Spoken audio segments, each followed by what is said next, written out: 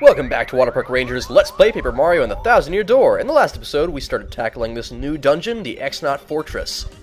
On a somewhat unrelated note, it's kind of weird that they have a moon base, because this game and the way Mario looks kind of reminds me of a cartoon. You might have heard of it. I'm pretty sure they took it off the air a long time ago, called Kids Next Door.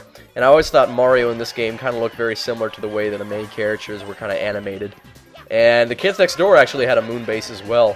That show had an oddly elaborate plot. I think of it from time to time as one of those shows that I probably like more in retrospect. Sort of the opposite of Jimmy Neutron, as long as we're on the topic of old cartoons. Not really old cartoons, but back from when I was a kid anyway. I liked Jimmy Neutron more as a kid, and I like it way less in retrospect now. When I'm looking back at it, I'm like, wow, that sure was stupid. And Kids Next Door, which I actually did not like that much at the time, I'm looking back at it and saying, oh, that was actually pretty well made, for the most part. What I mostly liked about it was Father, of course, because he was an awesome villain. There is no denying that. Father was amazing. I'm not talking about Father from Full Metal Alchemist. Oh, that's a real good question. Kids Next Door Father versus Full Metal Alchemist Father. Who would win in a fight? Actually, that is a completely stupid question. I know who would win in a fight. Oh my god, they replaced all the papers in here with the papers. They replaced all the papers during that Peach intermission with just hilarious, like, random-ass lab notes. I love things like this. This is like Mother 3-ish dialogue. Speaking of which, Earthbound finally coming to the Virtual Console. I think that's pretty cool. People who get a Wii U will finally be able to play Earthbound over here in the States and in the UK, which people have waited for a very long time. If you don't own a SNES, you can't really play Earthbound except illegally, which is a shame. Anyway, here you gotta follow that picture on the back of the wall. Not as easy as it seems, clearly. No, I'm just really bad at this part for some reason. Okay, we gotta... God! Alright, let's try again! At least Goombella isn't taking excess damage every time we fail. That was really kind of the developers to not hurt us both. Okay, there's a sheep, a sleepy sheep. We can still grab it using coops because we're really smart like that. Super! I know I've had problems before when, in rooms like this, I've actually gotten an extra item that I can't hold in my inventory. I kept trying to drop it, and it kept bouncing back into my inventory, and it was just awful. Also, it's kind of neat how your party members just stick really close to you in those rooms. Like, they actually program a good amount of, like, weird party member AI into the overworld, even though it's not strictly necessary most of the time. Come to think of it, I'm not entirely sure whether, if your party member gets struck first in the field, that means that you're going to have to be entering a battle immediately like that. Maybe it's just Mario who has to get hit. Like, I seriously don't remember. And at this point, we're this far in the game, it probably doesn't matter too much. That is a lie. If you're going to do everything in this game, then it pays to know even small details like that, so I would look that up, just to clear up the confusion. Also, even though we don't have full star power, I do not feel like messing our... Oh, crap! Well, we really messed up that showstopper, but it still killed two of them right off the bat, so there you have it, folks. Rigged as hell. Okay, kind of at a loss as what to use. And why not? We can always do the, a completely crappy attack instead of using multi-bonk like a smart person would have. Anyway, now we're going to see some of their moves, I guess. That's cool. So, bam, he increased his offense by 2 and got huge, so attacking him is going to be kind of awkward. Same to that dude. Now they're both pretty dangerous. They can do 7 damage per hit. That's pretty dangerous for normal enemies, I would say. The last guy over here. Spare no expense, power bounce. Pretty sure this is going to kill him. Oh, he's alive. Oh, 7. Well, now you know these things are, like, they're pretty cool enemies, and they just don't show up often enough. They're pretty tough for normal grunts. Though, of course, as you have seen, you just also fight random Exnauts here, like, thrown into the mixture. Which makes sense, considering that you should have some normal grunts in your base. Like, that actually makes a good amount of logical sense, and I'm pretty sure I cut around there because I got lost. Anyhow, the reason we came back to this hallway, which is sub-level 1, is because we now know the passcode. Actually, hold on, we're getting the elevator first, and then it's going to take us to sub-level 1.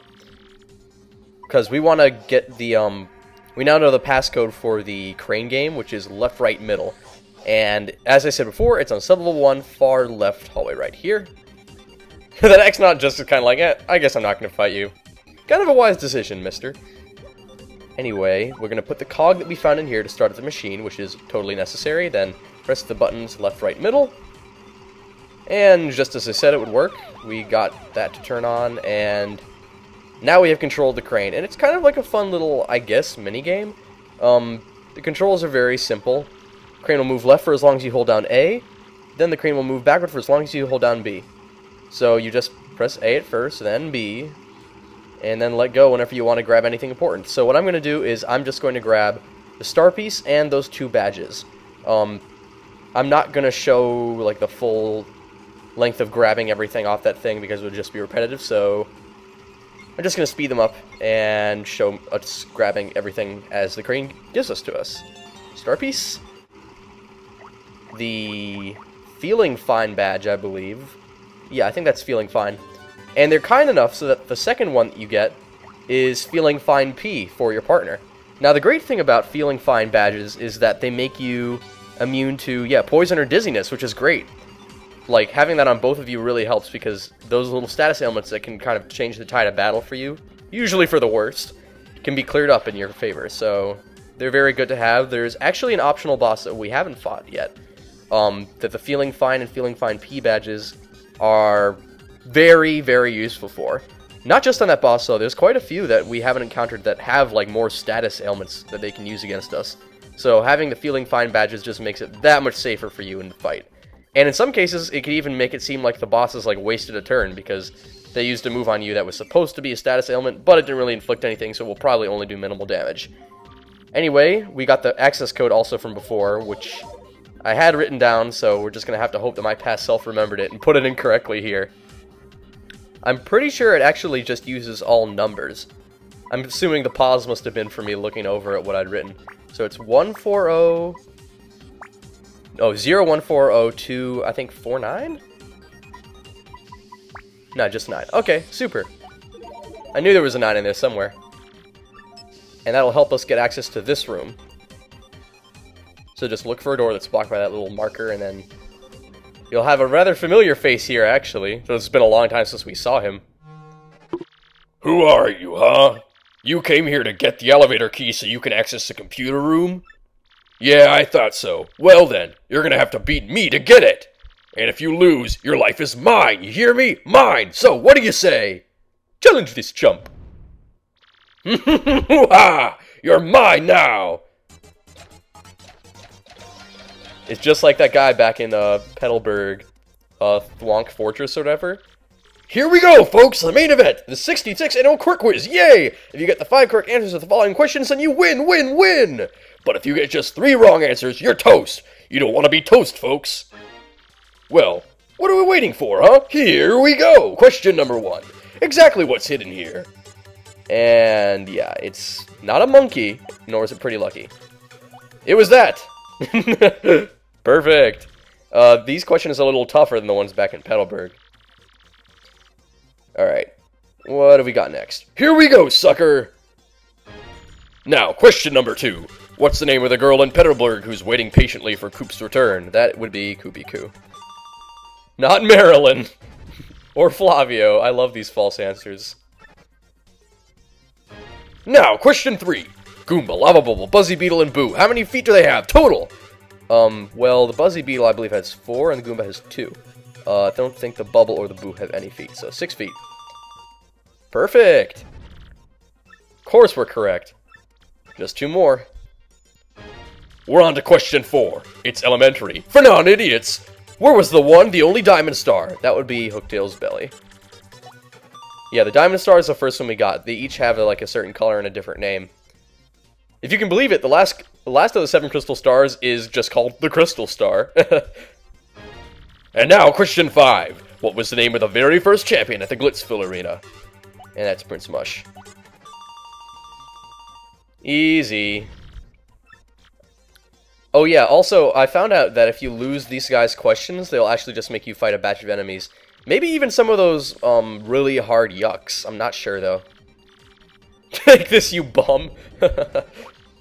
Aw, I think you mad, bro. Anyway, we got the elevator key, so there's an elevator that we'll be able to access now that we couldn't previously, allowing us to get further in this dungeon.